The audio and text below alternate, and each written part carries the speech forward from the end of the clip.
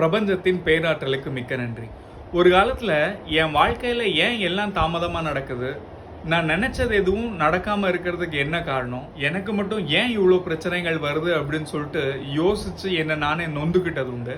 அந்த சமயத்தில் தான் எனக்கு ஒரு 3 உண்மை புரிஞ்சுது. அதுக்கப்புறம் நான் என் வாழ்க்கையை பார்க்கும் விதம் மாற ஆரம்பித்தது. முதல் உண்மை, எல்லாம் என் நேரப்படி நடக்காது, எல்லாம் இந்த பிரபஞ்சத்தின் நேரப்படி தான் நடக்கும் அப்படிங்கிறத புரிஞ்சுக்கிட்டேன். அதுக்கு முக்கியமான காரணம், பிரபஞ்சம் எல்லா விஷயத்தையும் நம்மளை நாமளே தயார்படுத்திக்கிட்டதுக்கு அப்புறம் தான் கொண்டு வந்து கொடுக்கும். அந்த அவகாசம், அந்த காலம் அப்படிங்கிறது நம்மளை நாமளே தயார்படுத்தி அந்த விஷயத்துக்கு ஏற்றவாறு மாற்றிக்கொள்வதற்காகத்தான் இந்த பிரபஞ்சம் நமக்கு அந்த அவகாசத்தை கொடுக்குது அப்படிங்கிறத நான் புரிஞ்சுக்கிட்டேன். நான் இல்லாததை பற்றி தான் நிறைய குறை சொல்லிட்டு இருந்தேனே தவிர இருக்கிற விஷயங்களுக்கு நன்றி சொன்னதே இல்லை. அதுக்கப்புறம் அதையும் மாற்றி நான் இருக்கிற விஷயங்களுக்கு நன்றி சொல்ல ஆரம்பித்தேன். நான் எதிர்பார்க்குற விஷயங்கள் எல்லாத்தையுமே இந்த பிரபஞ்சம் என்கிட்ட கொண்டு வந்து சேர்க்க ஆரம்பிச்சது.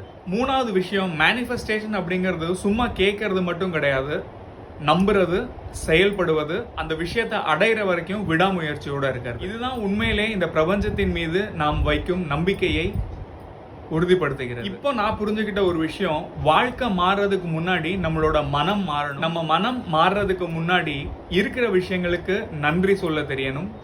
இருக்கிற விஷயங்களுக்கு நன்றி சொல்ல ஆரம்பிச்ச உடனே இந்த பிரபஞ்சம் நமக்கு அபண்டன்ஸா அள்ளி தரும். அதனால்தான் இந்த 3 விஷயமும் நான் கடைபிடிச்சதுக்கு அப்புறம் என்னுடைய வாழ்க்கை மெதுவாக ஆனா அழகாக மாற ஆரம்பிச்சது. இந்த 3 விஷயத்தையும் நீங்களும் ஃபாலோ பண்ணுங்க. நிச்சயமா உங்களோட வாழ்க்கையும் மிக அழகாக மாறும். பிரபஞ்சத்தின் பேராற்றலுக்கு மிக்க நன்றி.